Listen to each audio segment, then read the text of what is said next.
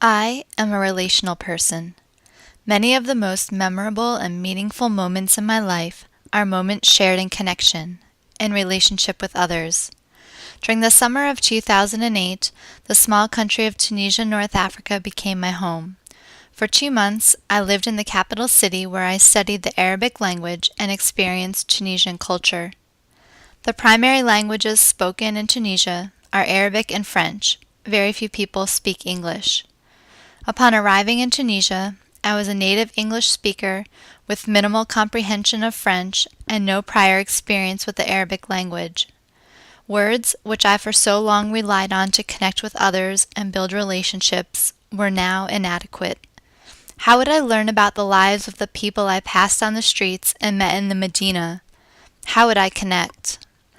I found that as I let go of familiar, comfortable ways of communicating, awakened my senses, and allowed myself to be in a place of vulnerability, doors began to open that I never could have imagined.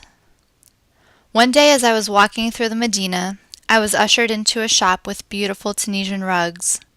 A woman sitting on a bench in front of a loom motioned for me to sit down next to her. The woman picked up a strand of yarn and wove it through a few strands on the loom. She tied a knot and trimmed the tails of the yarn. Again, she repeated the motion. The woman then put a strand of yarn in my hand and held my hand gently as she guided me through the motions. Following a few guided trials, the woman let go of my hand and set me free to repeat on my own. The woman then cut a piece of yarn, and saying something I did not understand, she tied the strand of yarn around my wrist. Her voice was gentle. The skin on her face looked soft. Her eyes were warm, welcoming, and respectful. Only a few minutes had passed since first meeting the woman at the loom, and yet, in some way, I felt our souls connect. Later, we gathered along the edge of a field owned by the family of my host sister. On the land was a garden which yielded fresh produce for this family. The grandfather of my host sister worked the soil with his hands, churning the soil, plucking away weeds that sprouted from the earth. The mother and aunt of my host sister prepared dinner using a traditional tambuna, fresh bread, roasted harissa, and sardines soaked in garlic and olive oil. Using gestures, I expressed my interest in helping.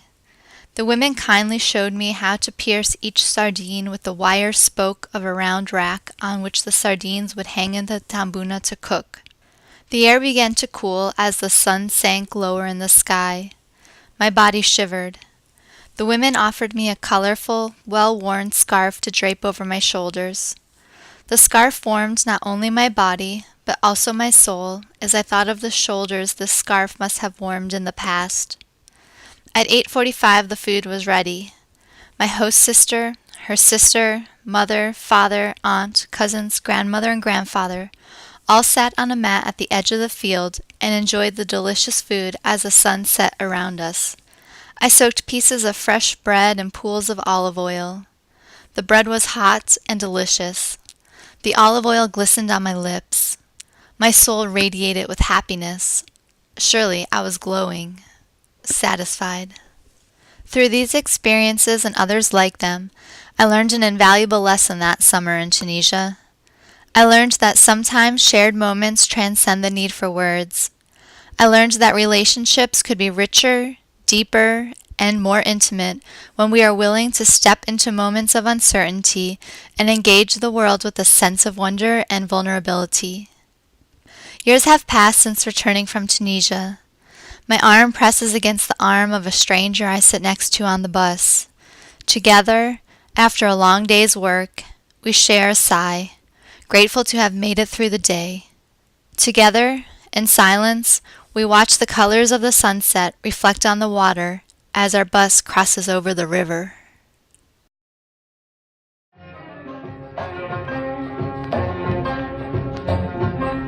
كان الكلام الفضة كون السكات ذاب كان الكلام الفضة كون السكات ذاب والعز للي حظى ماهوش للي حب كان الكلام الفضة يكون